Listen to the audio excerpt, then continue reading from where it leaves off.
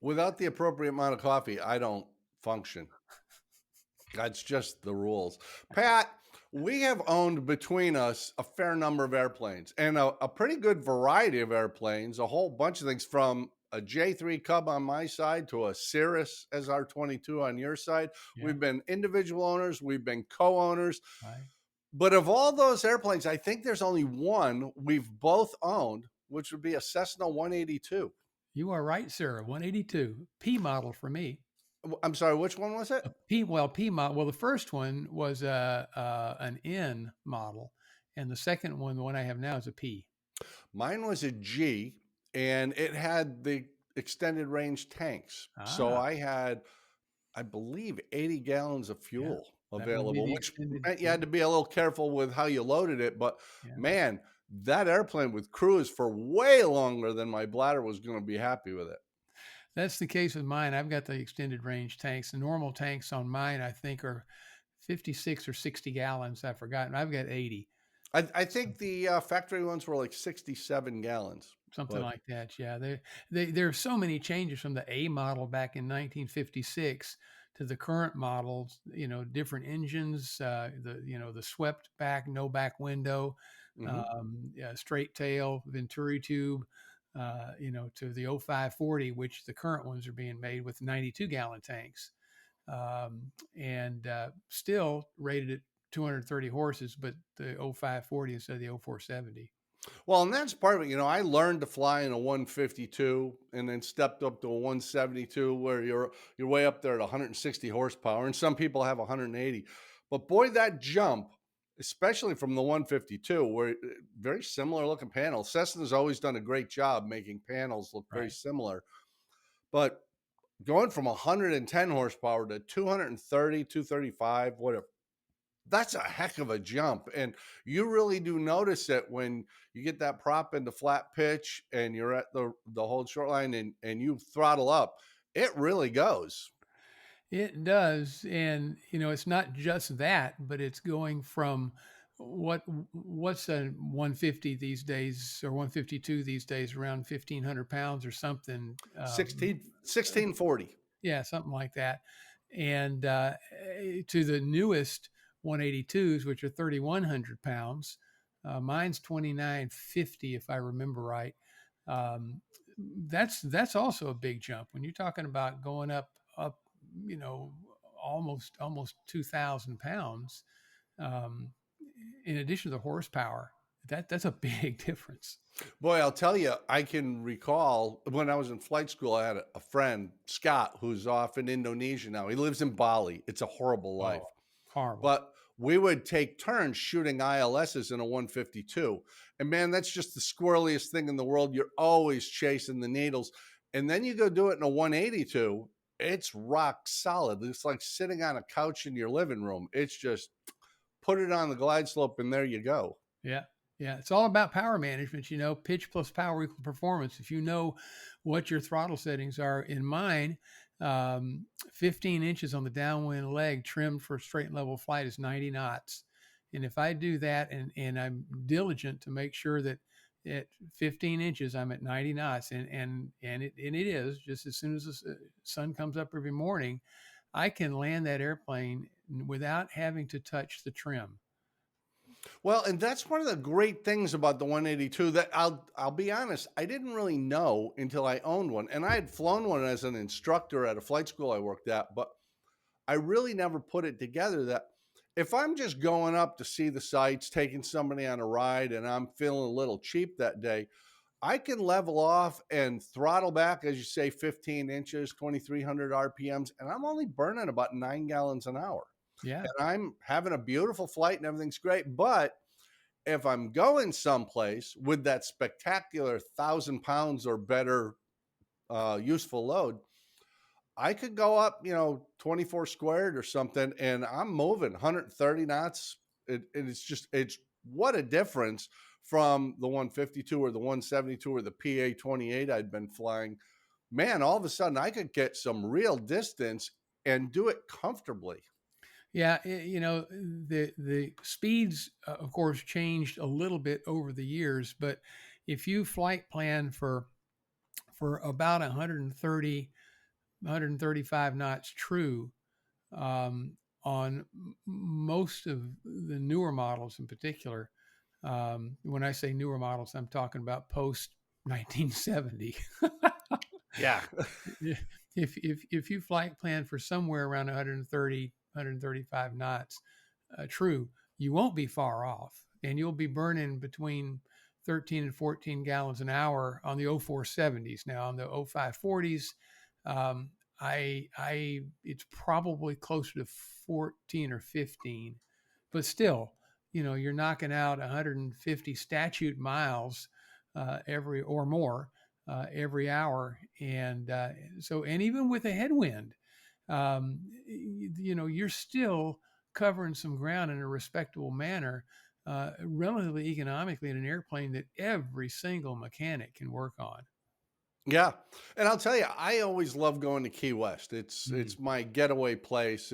I live in the center of Florida. I live in the geographic center of the panhandle. Or I'm sorry, of the peninsula. the Those peninsula. P words, they confuse me. But I live in the center.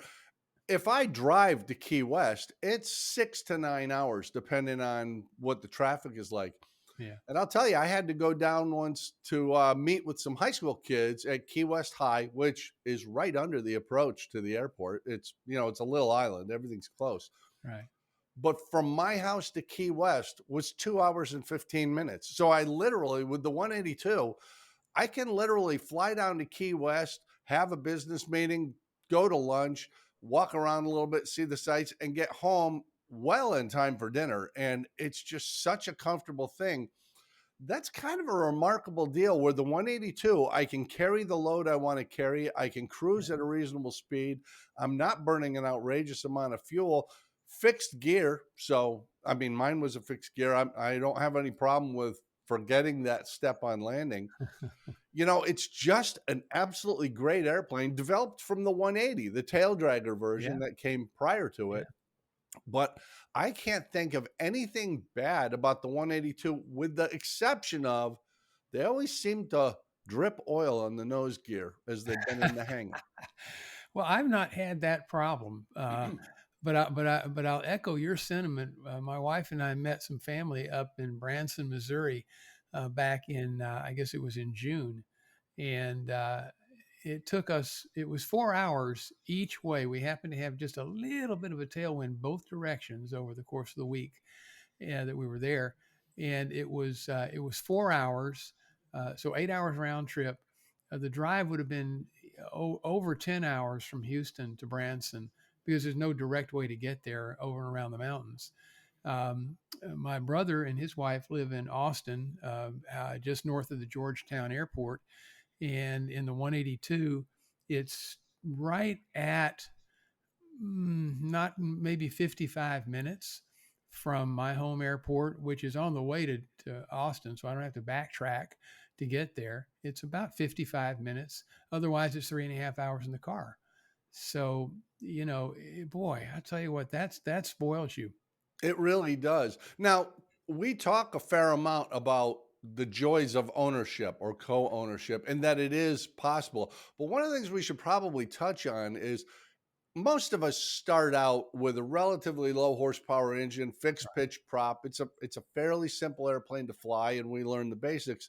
You really do need to transition train. Find an instructor who can transition you up to a 182, because not only is it a bunch more power, and being over 200 horsepower, it does require a sign off to Yeah, be able to fly that. yeah. High performance. But you've got manifold pressure now and a constant speed prop, so there's a little more to do, but that just increases the efficiency of the aircraft. And as we're saying, we can dial back and burn less fuel, or we can throttle up and really cover a lot of distance. But knowing how to do that correctly and how to manage all that, it does require some transition training, but Yeah. really a couple hours, maybe 5 at the most, wouldn't you think? Oh, at the most, there are several things to remember when you're flying an airplane that has manifold pressure gauge and a constant speed prop. And that is that for every 1,000 feet you go up, the manifold pressure goes down 1 inch. And it really is that simple. And there will come a point where you can't get any more. So whereas you might be able to comfortably cruise at, let's just say 23 squared, that's the top of the green on my airplane, 23 squared at 3,000 feet, maybe even four. You start getting much above that, and you get eight or 9,000 feet, and you might be able to pull 20 or 21 inches, maybe. Mhm. Of course, the RPM you can do it set that however you want to with the blue knob, but but the biggest thing is you got to remember is when you come down, the manifold pressure goes up 1 inch per thousand feet. So Without you touching the throttle at all. without you touching the throttle. So the way I always taught that was there's not much you can do going uphill in a normally aspirated, non-turbocharged engine, a 182, but coming downhill. Let's just say that you're just flying along. You're not necessarily on the autopilot, and you want to come down at a constant speed descent, and essentially, if you pull the manifold pressure back about 1 inch per 100 feet per minute you want to go down, then you'll set yourself up for about a 500 foot per minute rate of descent. So if we're pulling 23 inches, we want to come down 500 feet a minute. Just set the RPM, the manifold pressure at 18 inches, and you gradually ease it back to 18 inches so the airplane doesn't want to kind of do that while it settles in. And the airplane will come down at 500 feet a minute. You could tweak it a little bit if it's a little bit too much or not quite enough. But the thing about it is, when you're 1,000 feet lower now, it's now at 19 inches. So you kind of got to keep easing that throttle back just a little bit to maintain that differential. And when you're where you need to be, just go ahead and push the throttle back in for the manifold pressure to come back up to your 23 inches, and you're back to where you were with little, if any, need to retrim the airplane. So it's power management in those big bore engines is a thing. Yeah, whenever I've checked people out in a 182, and I do enjoy that because it's a really fun airplane to Yeah. fly. That stability and performance is terrific. There's two things that I really focus on early on. One of them is kind of what you're talking about. When we transition from cruise to being in the pattern, it takes a while to slow this thing down. Yeah. It's a fairly slippery airplane, although it doesn't look like it. So we can't just barrel into the pattern the way we would in an airplane with a fixed pitch propeller. We have to plan this before we get there. Yeah, a little bit. Otherwise, we're going to be going lickety split on downwind.